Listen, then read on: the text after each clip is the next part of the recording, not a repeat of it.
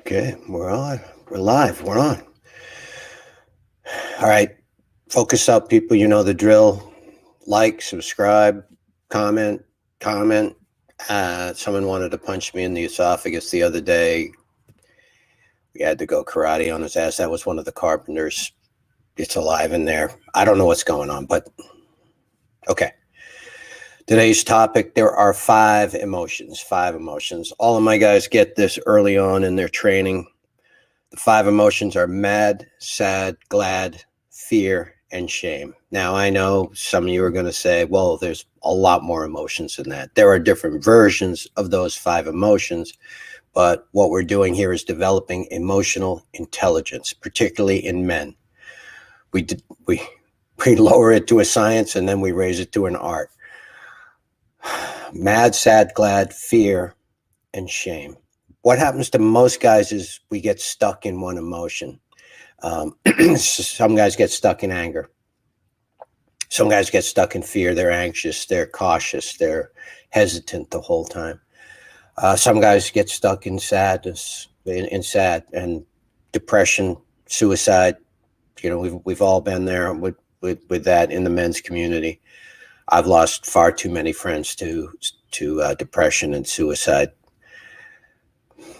Way too many friends, way too young.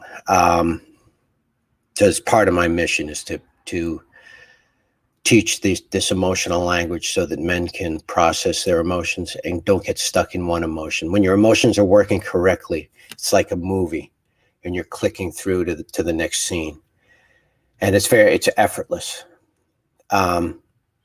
Shame is a complicated emotion. It's made up of the first four: mad, sad, glad, and fear. There's a little bit of all those four emotions in shame.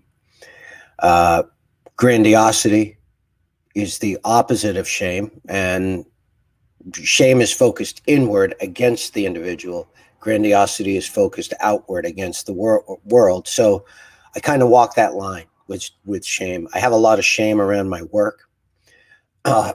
Some days I'm a horrible carpenter and I can't really do anything, and then other days I'm the best carpenter in the world. That's the grandiosity part. So shame is a very complicated emotion.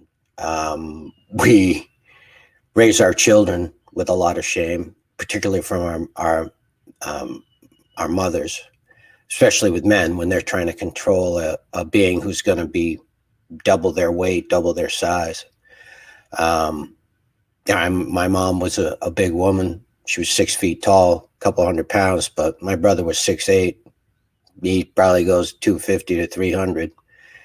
And once that kid reaches full size, you gotta be able to control him. And it's that, what they do with elephants. They tie a chain around a baby elephant's leg, and it remembers that. It remembers that shame.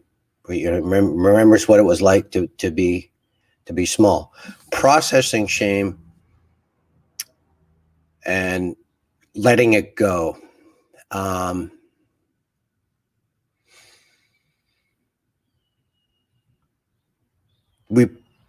We all pay an exorbitant price for shame in our lives. It affects our health. It affects our emotional well-being. Once you can master these emotions, and I'll show you how I do it right now. I'm not feeling shame. I'm not feeling embarrassed. Sometimes it's process of elimination. I'm not feeling shame right now. I'm not feeling afraid. I'm not feeling angry. I'm not feeling mad, and I'm not feeling sad. So by process of elimination, I'd have to say that I'm feeling glad or happy or joyful. Monday morning, ready to go for the week, making my first video of the week. Things are looking up. It's November. It's one of my favorite months of the year. All right, so keep busy. Don't fuss about trifles. Use the law of averages to outlaw your worries. Cooperate with the inevitable. Decide how much anxiety a thing may be worth and refuse to give it any more. And don't worry about the past. Can't change the past. Don't know what the future is going to be. Live in the moment. Live in a day-tight compartment. All right? You know the drill. Subscribe, like, focus, comment. Have a good day. Wilson out.